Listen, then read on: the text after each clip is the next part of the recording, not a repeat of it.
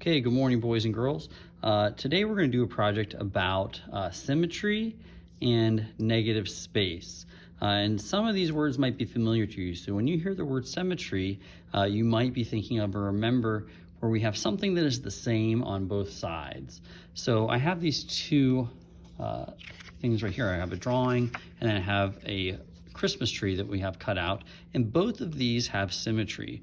When we say symmetry, we mean that it's the same on both sides or on two sides. So we have these what's called a line of symmetry, which is an imaginary line, and it might go down the middle of something where we have it being the same on both sides. Lots of things in nature, you have a line of symmetry going down the middle.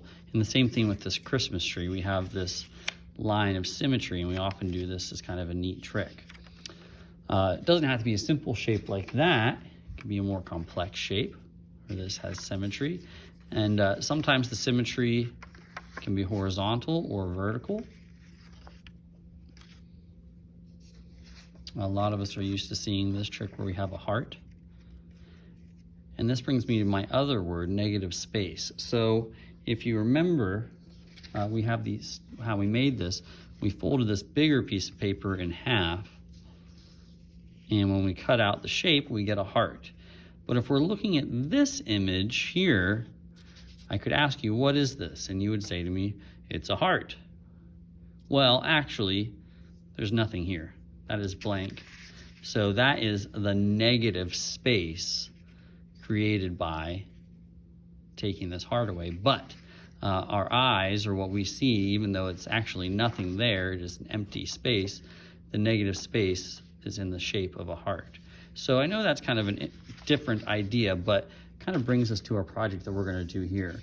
So for our project today that we're going to do, we are going to start with a big piece of paper like this, and let me show you a completed one.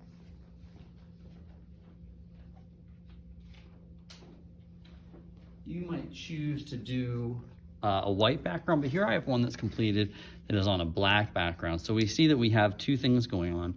We do have symmetry where this side is the same shape as this side, but we also have negative space where we have this absence of the shape created on each one of these sections. So let me slide this up here out of the way and I'll show you how I did that. This time I'm going to use a piece of white paper to make mine. So everybody's going to get a big piece of paper, whether it's white or whether it's black, and then everybody needs 4 of these colored rectangles. And the first thing I'm going to want you to do is to make kind of a checkerboard. So I'm just setting these down. I'm not gluing them or doing anything to them. I'm just laying them out where I want them to kind of be. And now we can start to do our symmetry or our negative space. So I'm going to keep it real simple. Let's start with like this yellow one. I'm going to draw a simple shape on the long edge. Make sure it's on the long edge. These are the shorter edges. I don't want it there.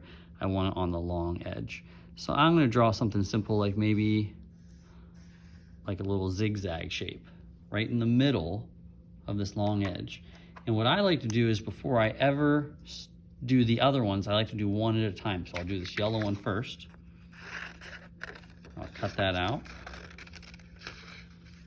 You're going to be using pencils or crayons or something like that, whatever you have. I'm using a Sharpie so it would show up. And what I'm going to do is I'm going to take this piece that I just got done cutting and I'm going to flip it like the page of a book. Now, like I said, I like to do one at a time, so I've got it cut and I'm going to glue it. So we're using our glue sponges, and I'm keeping this as simple as possible. I have it set up the way I want it. It's not over here, it's actually touching there like it's on the hinge of a book or a door. And now I'm going to pick it up, press it onto my sponge. This whole thing might not fit on the sponge, but that's okay. I can do parts of it. Line that up with our paper. And the same thing with this. Some people get all mixed up. They're turning around, doing weird stuff. This is the way I want it to look. So now I'm just going to go right to my sponge, set it down, and then glue it on. Now that this one's done, I can move to the next one. And it's going to go this way. And so sometimes we're talking about geometric shapes that have straight edges and corners and points, or organic shapes that are much more curvaceous. They're inspired by nature. So I can have that be kind of something that's going on, doing geometric versus organic. And keep it simple. I did zigzags, I did curves. I'm not doing anything too crazy.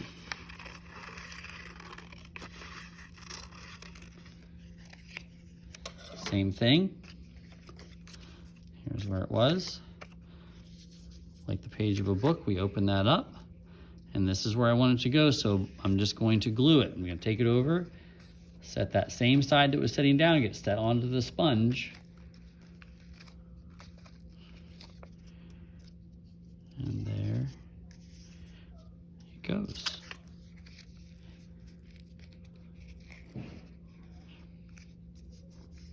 I'll move on, do these next two, fill in those spaces, and when we're done, we'll have something that's kind of like this.